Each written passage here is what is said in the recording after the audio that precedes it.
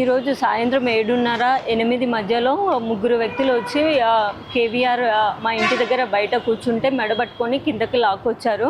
నేను అడ్డుకోగా నన్ను బలవంతంగా తోసేస్తున్నారు. కిందకి తీసుకెళ్ళి కారు ఎక్కించే ప్రయత్నం చేశారు. నేను లోకల్ పోలీసులు ఉంటేనే కారు ఎక్కనిస్తానని అడ్డుపడ్డాను. కారుకు అడ్డంగా నించున్నాను. ఆ సిఐ పోలీస్ ఏమంటారు ఆంధ్ర పోలీసులు నన్ను లాగుతున్నారు. అయినా నేను వదలకుండా పట్టుకోగా మా కాలనీ వాళ్ళందరూ అడిగితే లోకల్ పోలీసులు ఎవరు లేరు కదా అంటే అప్పుడు లోకల్ పోలీసులకి ఇన్ఫామ్ చేశారు. లోకల్ పోలీసులు వచ్చాక మేము అక్కడికి అరుణ్ నగర్ పోలీస్ స్టేషన్కి తీసుకెళ్ళి అక్కడ లోపల కూర్చోబెట్టి మాట్లాడి మీ వాళ్ళు వచ్చిన తర్వాతే మేము పంపిస్తామని చెప్పారు. కానీ ఇక్కడికి వచ్చాక చూస్తే నా కార్ దిగగానే వెహికల్ దిగగానే వాళ్ళ ఆంధ్ర పోలీసుల ప్రైవేట్ వెహికల్లో మా కేవీఆర్ని ఎక్కించేసి నన్ను ఏమో ఇద్దరు లేడీ కానిస్టేబుల్ పట్టుకున్నారు, నన్ను అడ్డుకున్నారు. నేను ఎంత ఏడుస్తున్నా వినలేదు. నా పిల్లలు అక్కడ రోడ్డు మీద వదిలేసి ఇక్కడ వచ్చి పోలీస్ స్టేషన్లో నించున్నాను. ఈ వెళ్ళే దారిలో పోలీసులు నా భర్తని ఏమైనా చేస్తే మా ఫ్యామిలీకి, నా కుటుంబానికి, నా పిల్లలకి దిక్కెవరు? ఎవరిది బాధ్యత? లాకప్ డెత్ లాంటివి అవన్నీ చేస్తే ఏం చేశారు?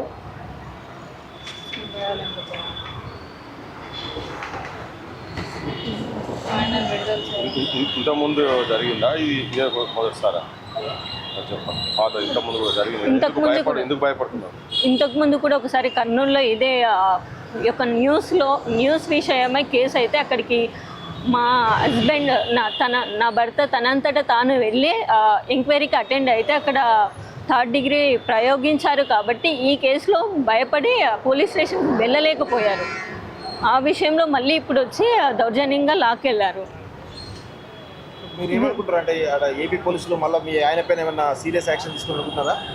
అదే భయం వేస్తుంది. ఇంత చిన్న కేసు, అది హత్య కాదు, రేపిస్ట్ కాదు, దొంగతనం చేసింది కాదు, జస్ట్ జర్నలిజం తన ప్రొఫెషన్ తను చేశాడు.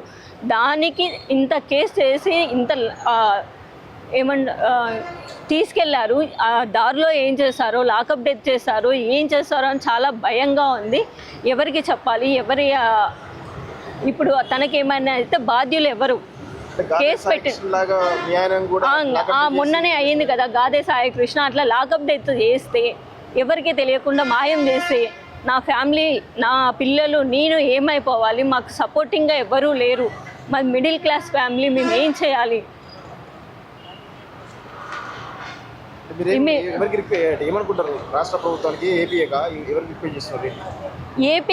ఏపీకితో పాటు రాష్ట్ర ప్రభుత్వానికి కూడా, మన తెలంగాణ రాష్ట్ర ప్రభుత్వానికి కూడా రిక్వెస్ట్ చేసుకుంటున్నాము. మాకు కొంచెం ఏదైనా సహకారం అందిస్తే బాగుంటుందని, తనకి ఏమీ జరగకుండా తన కోసం ఏమైనా హెల్ప్ చేస్తే బాగుంటుందని నేను అనుకుంటున్నాను.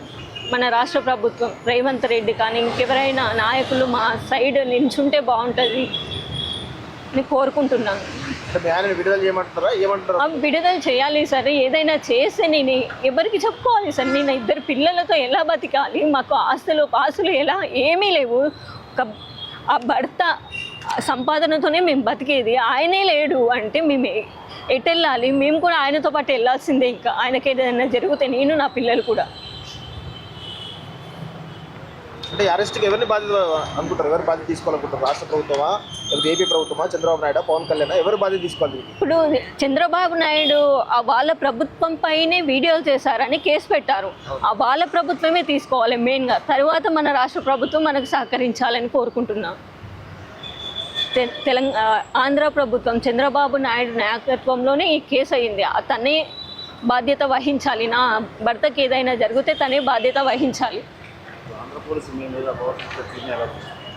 నేను తనను తీసుకెళ్తుంటే నేను అడ్డుకున్నానని అక్కడ లేడీ కానిస్టేబుల్స్ ఎవరూ లేరు. ముగ్గురు నా మీద పడి లాగుతున్నారు. అయినా నేను వదలలేదు.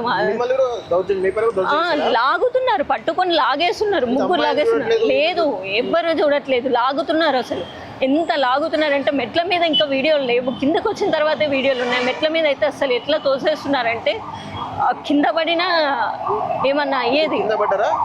పడలేదు, ఆ సిచ్యువేషన్కి అయ్యింది. కనకరించలే. నేను నా పిల్లలు రోడ్డు మీద ఎంత ఏడుస్తున్నామంటే నా పిల్లలు ఏడుస్తున్నారు. అస్సలు పట్టించుకోలేదు. మీరు అడ్డుకుంటున్నారు, మిమ్మల్ని కూడా తీసుకుపోతామని అంటున్నారు. అంటే సార్ నేను కూడా వస్తాను, నన్ను కూడా తీసుకెళ్ళండి అని చెప్పాను సార్. అంటే మీకు ఏమైనా అరెస్ట్ చేస్తున్నామని చెప్పి అరెస్ట్ వారెంట్ ఏం చూపించలేదు. కిందికి వచ్చాక లోకల్ పోలీసులు లేరు, ఎవరు లేరు, మేము ఎలా నమ్మాలి అంటే అప్పుడు చూపించారు. జస్ట్ ఇట్లా చూపించి అట్లా పెట్టేసుకున్నారు. మళ్ళీ అది ఏంటో కూడా డీటెయిల్గా చూపించలేదు.